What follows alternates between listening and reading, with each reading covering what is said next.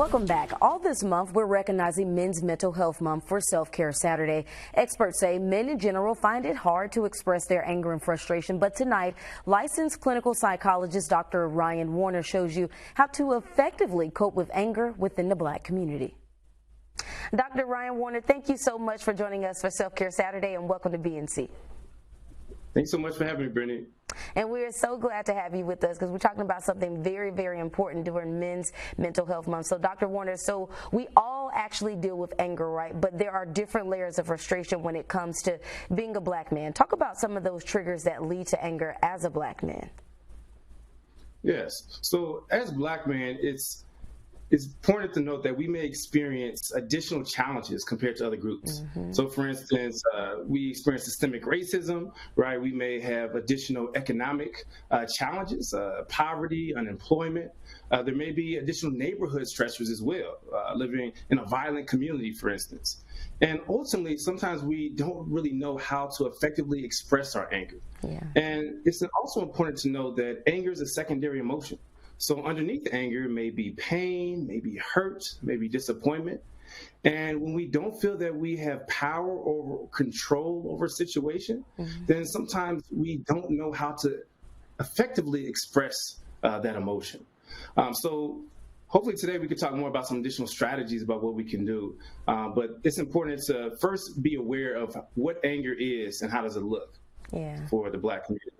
And how important is it to use it and not avoid it when you have those feelings?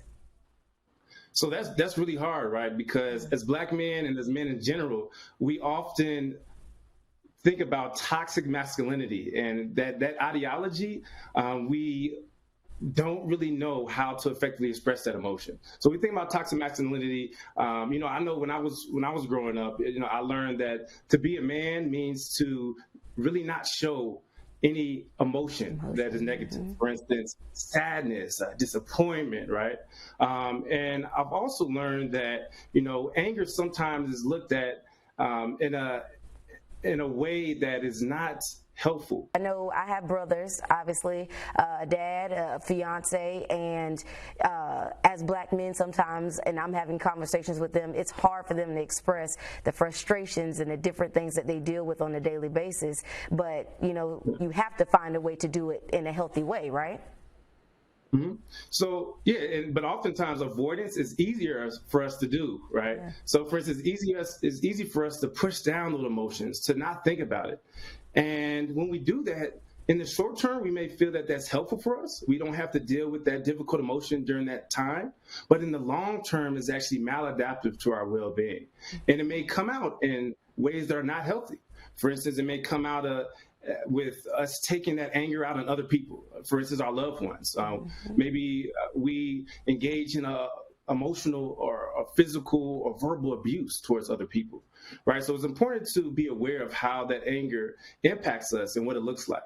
But it's also important to know that anger is not always a bad thing.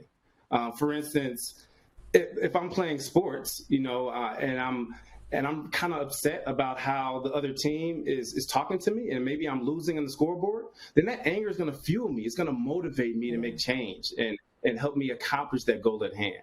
So it's important to know that we're able to control our emotions, control our anger, and find outlets to effectively express that. Then it can actually be more helpful instead of unhelpful. And so, Dr. Warner, why is it so important, why is it in our Black community that Black men don't normally go seek help to deal with this? And what are your recommendations for those men who have been experiencing kind of this internal battle, if you will? So number one, let's look at the mental health stigma in the Black community. Yeah. And then you add additional layer of being a man, right? And thinking about toxic masculinity and how we have maybe not been taught about how to effectively express our emotions. Or maybe we think that seeking help makes us weak, it makes us vulnerable. Yeah. And no one likes to feel weak, no one likes to feel vulnerable, right? But it's important to know that actually seeking help when you experience distress actually makes you stronger. Because it gives you that control and that power back, right? So as Black men, we have to be able to feel a little bit more comfortable talking about these challenging topics and find avenues that we can effectively express our anger. Yeah. And what are your recommendations for people who are walking away from this saying how I can actually deal with this? definitely. So number one, we need to establish a broader vocabulary around our emotions. So oftentimes as men, we say we're angry or we're sad, right? But there's more emotions than just feeling down or feeling angry, right? So for instance, do we feel disappointed? Do we feel that we don't have control over a situation? Do we feel hurt, right? So being able to establish additional vocabulary around that term is important. So that's number one. And number two, we need to be able to recognize our triggers and our warning signs, right?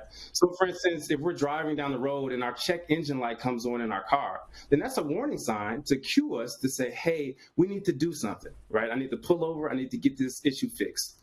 And we also have internal warning signs that we need to be more aware of. For instance, when you feel angry or disappointed or upset, what do you notice about your physical body, right? Does your heart start beating really fast? Do your muscles start to tense up?